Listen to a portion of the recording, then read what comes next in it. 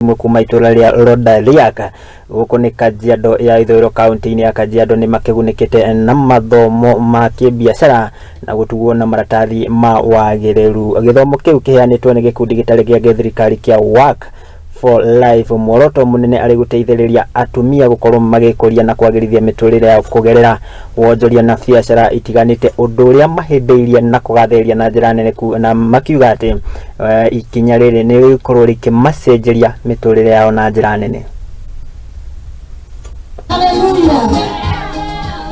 Kwa majina naitwa Evelyn Kakombe. Pokea certificate kwa siku ya leo. Kwa hiyo certificate ndakuwa nikiitumia kwa the advertisement of my kushona hizo beads to different areas zenye bado wajakuwa confirm about it. Yeah. Penda topic about entrepreneurship concerning businesses, on how on doing hizo businesses. As a Maasai, we never knew all about businesses, but the moment tulisoma hiyo kitabu we get all that knowledge, tuka venture into businesses, na that's sasa tumekuwa a better app. We can help our families through that businesses. My name is Janet Roine. The opportunity has really helped us, especially to know entrepreneurship.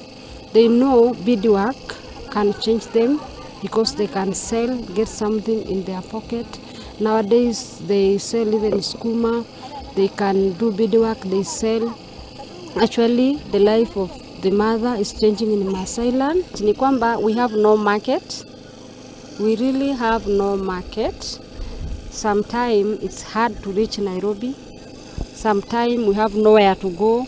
But if you can get an opportunity to sell, even in the supermarket, if you can be given a small table to advertise our product, we will appreciate. Because so far we have no market.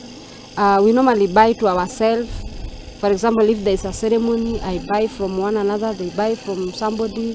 So we just mingle around in ourselves, but we have no market. So our prayer is, if you can get a market, we really appreciate.